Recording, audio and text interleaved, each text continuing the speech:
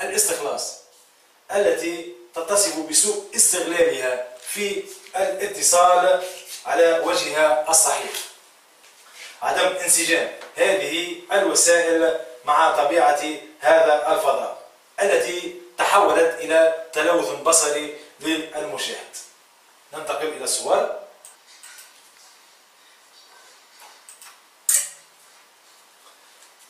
لاحظوا هذا الوضع لا يحدث أي إثارة، بل بالعكس يحدث فوضى بصرية للمشاهد. كما تتسبب في تلوث كتلي بوليسيون فوليميك، تتمثل في انتفاء العلاقة النسبية بين الأحجام.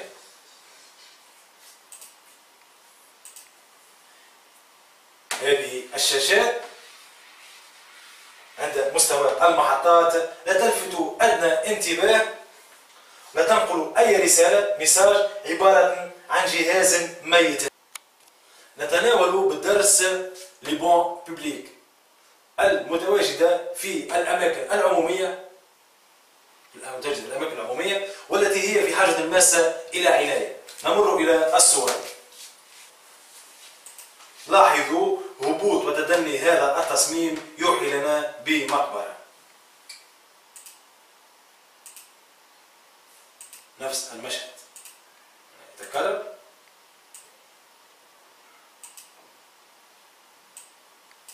لاحظوا هنا هذا معناها التصميم آيل إلى الخراب والدمار، آيل إلى الخراب والدمار. إليكم جدول يتناول اللافتات الإعلامية وأماكن انتشارها والتي تحولت إلى تلوث بصري بسبب التوزيع العشوائي وضعف في التصميم، رداءة التصميم وسوء الاستغلال كما ستوضحه الصور. كما تشاهدون هذا فضاء غير مستغل بالكامل وهو إفساد لمداخل المدن. كما تشاهدون الوجه الخلفي لهذه اللافتة وهو معناها ممتلئ بالصدى، وهذا تشويه لكل معناها للعين، ومعناها نرجع للتلوث البصري الذي سبق وتحدثنا عنه. كما تشاهدون هذه اللافتة، وهذا معناها تصميم، هذا يدل على غياب معناها بالضبط غياب تصميم، ضعف المخيلة الهندسية في تصاميم جديدة ترتقي معناها بالذوق العام وترتقي بالواجهة الحضارية لمداخل المدن. كما تشاهدون معناها هذه ضعف معناها هذه كما تشاهدون هذا الانتشار معناها في العشوائي لهذه اللافتات، سوء استغلال الفضاء على وجهك، وهذا إفساد وإهدار. هذا يدل على رداءة التخطيط وسوء التصرف للمؤسسات الرسمية الراعية للمشاريع الرديئة. سننظر بالدرس الجسور كما هي موجودة حاليا وأماكن تواجدهم والتي تفتقر إلى البعد الجمالي كما ستوضحه الصور. هذا جسر ملوث بصريا بسبب لون البيتون والشبكة المعدنية المتنافرة مع المحيط.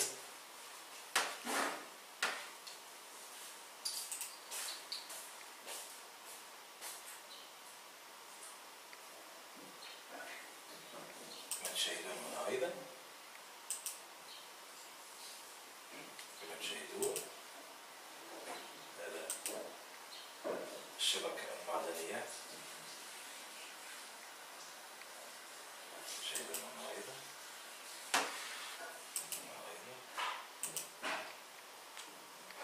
كما تشاهدون هذه في بعض الجسور أضرار فادحة نتيجة تجاوز حمولة بعض الشاحنات للارتفاعات القصوى. هذا الجدول يتناول الممرات المعدة للمترجلين في وضعها الحالي وأماكن تواجدهم، والتي بمعطيات الحالية لا تخضع إلى أي مقياس جمالي كما ستشاهدون.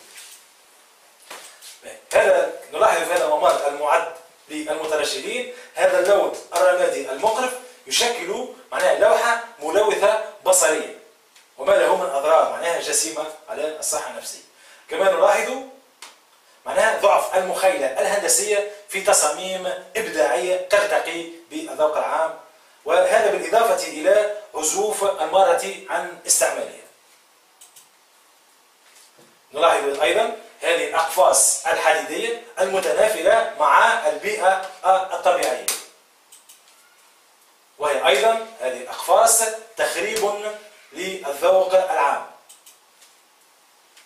كما تشاهدون هنا أيضا. وهنا أيضا نفس المشهد يتكرر. هنا أيضا هذا اللون يكسو عن وجهات هذه الممرات الرديئة.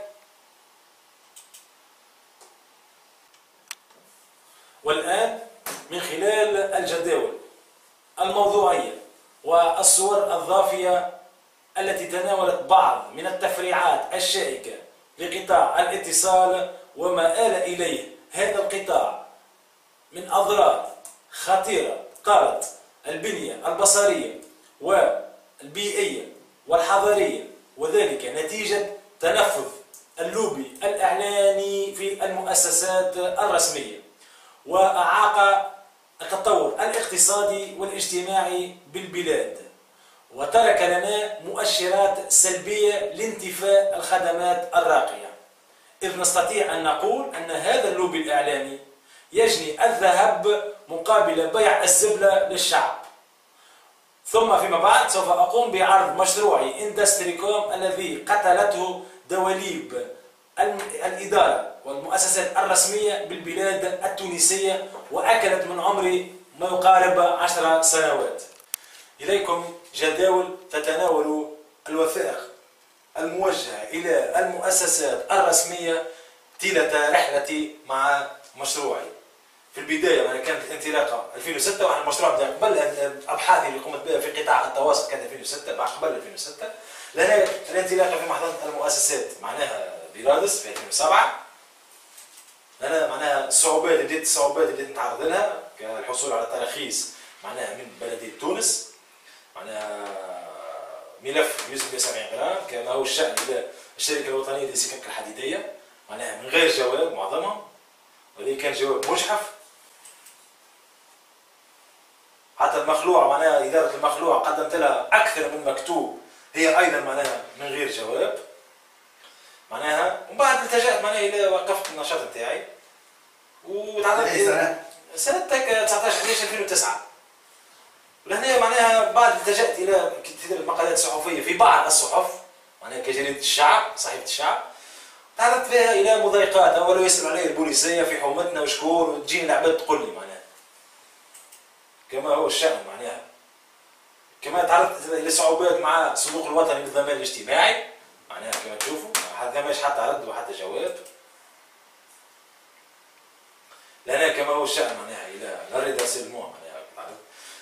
وبعد الثورة قدمت معناها بملف بداية معناها إلى وزارة التجهيز يوزن 500 غرام يتناول معناها استغلال الجسور ومعناها في مشروع تنموي ضخم معناها، ولقيت وقتها إنسان مستثمر مستعد لمول المشروع كما ستشاهدون على الوثائق الموجهة.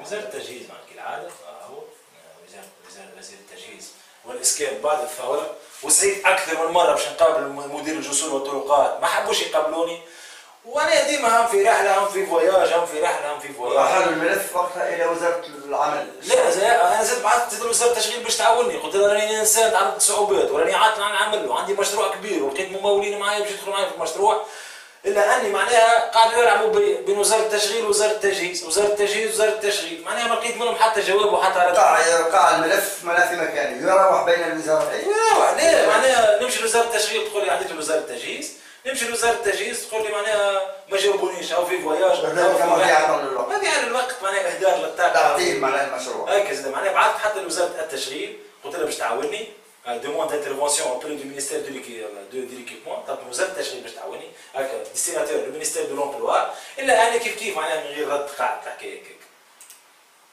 واضح كما هو الشأن معناها قدمت لهم سي دي معناها في ايتود تكنيك لاتر كونفيدونسيال معناها من وزاره التشغيل كيف معناها كلهم معناها سون ريبونس انا نستغرب وزارات تتضارب مع بعض الحقيقه تتعاون بصراحه انا كما قلت منذ البدايه لا نحن ما عندناش معناها ادارات عندنا استابلات لان الاداره مفهوم راقي هي تعني انجاز الاهداف معناها من خلال الوظائف لهنا معناها ما عندناش احنا معناها هذاك علاش هذه المؤسسات الرسميه ولن تقدم اي شيء معناها هذا الوقت المواطن والشبان هذوما المخترعين انا هم يحطوا في كواترو في الادارات نتاعهم اداره في خدمه الشعب الشعب في خدمه الاداره لهنا معناها بعد هنا لقيت معناها مستثمر تونسي تبنى المشروع نتاعي كما حكيت لكم منذ بدايه انطلاق هذا الشريط وكيف معناها 2011 معناها لقينا نفس الصعوبات معناها جبرت على غلق المشروع بصفه نهائيه معناها ورغم ذلك ما اكتفيتش قدمت ابحاثي وحبيت نطور قدراتي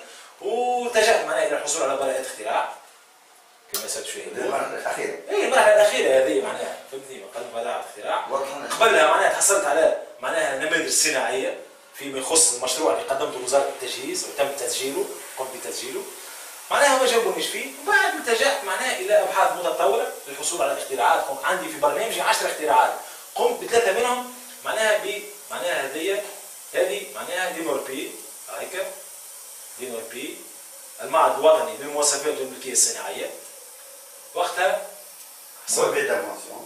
قبل البريفي معناها سامحوني قبل البريفي معناها لهنا النموذج الصناعي هذا اللي قدمته في مشروع في قرص ليزري يزن 500 غرام الى وزاره معناها التجهيز ووزاره التشغيل معناها الذي لم معناها احصل عليه جواب ورغم ذلك اتجهت الى الاعلام كتبت مقالات في لوداس بدين يستبدوا طرحت قضيتي لا جاوبوني لا في الاعلام لا كتابي لا شفاهي معناها ولا حبوا يقابلوني معناها اصلا معناها بعد الرحله مع دينوربي لقيتها في بالي قلت اداره متطوره وراقيه معناها في تعاملها مع المخترعين لان تتعامل مع اكتشافات ماهيش تعامل مع حاجات عاديه نلقى مردودها ضعيف نلقاها جسد بلا روح هل تؤثر مع المخترعين؟ ما فماش لا لاحظت وانا نحكي لكم معناها باقتضاب على الاختراعات سامحني قدمت معناها اول اختراع قدمته معناها الى المعهد الوطني للمواصفات والملكيه الصناعيه سنه معناها في 9/9/2013 ثم عندي اختراع ثاني قدمته 27/2/2014 جديد هذايا فهمتني معناها في ان نوفو سيبور دي كوميونيكاسيون معناها وسيله اتصال جديده وسوف اقوم بترويجها في اصقاع الارض معناها في كل العالم معناها معناها مش على المارشي لوكال برك معناها لا انا جو في فيزي لو مارشي انترناسيونال واليكم براءة اختراع الثالثه معناها هذه 14/4/2014 بعد مده معناها جاوبوني بهذا الجواب هاكا معناها كما تشاهدون خلال الوثيقه نعاود ندفع فلوس وعلى كل براءة اختراع يقارب تكلفني 170 دينار معناها 170 دينار يقارب فهمتني؟ وانت عاد تشري انا عمال ما عنديش انا هو صحيح ما عادش عندي نفسر الاداره التونسيه صحيح سقطت من مخي الاداره التونسيه صحيح يعني ما عادش عندي يجاوبك يقول لك لا وضح لي وعاود يكتب لي ريبور اخر من البدايه انت من قبل ما تاخذ الملف تشوف معناها شنو هي النواقص نتاعو وشنو هي مش تزيد تاخذ الملف هكاك كان حد يجاوب في بوسطه تاخذه هكاك ومن بعد تجي تجاوبني تقول لي راك انت سامي من فضلك على حساب ما تحكي لنا انت ما فماش معناها كل مخترعين هيك يقولوا ما فماش اختراعات الغالب في الامر يكذبوا عليه ويقدموا فيه اعداد غاضه تقول لي عندنا 200 اختراع في العام مواصفات الكيس معناها العالميه الدوليه نشوف الستاتستيك انترناسيونال ديزانفونسيون تاع العالم العربي ما فيهم تونس نلقاها في ذيل القائمه العربيه في الاختراعات لم تتجاوز 3 اختراعات في 2008 وقداش قالوا لكم وهي قد عندنا 200 اختراع في العام وقت دخلت معاها في حوار قلت لك هكا تعامل مع المخترعين وهكا تعامل مع الناس كيفاش تعطوا لي في الملف نتاعي خلينا نطلب نقابل المسؤول الفضل باش يقابلني المسؤول معناها تصور يتعاملوا مع مخترعين ماهيش معناها مش نصنف روحي معناها تتعامل مع اكتشافات ما حبش الفضل باش يقابلني معناها المسؤول واعطيتني معلومات غلطه معناها غير صحيحه تقول لي عندنا 200 اختراع في العام اللي هي العالم العربي كله لم يتجاوز 200 اختراع معناها حسب المنظمه العالميه للملكيه الفكريه معناها وأون بليس معناها كما قلت معناها في منذ بدايه معناها الشريط ما عندهمش دي كونسيي في البروبريتي اندستريال، هما يأطروا معناها المخترعين ويأطروهم في اختراعاتهم، في براءات اختراعاتهم كما معمول به دوليا وفي العالم، في كندا وفرنسا في امريكا، شوف بيتنت في كل اصقاع الارض معناها. هذا كله غير موجود وغير متوفر بالمره معناها.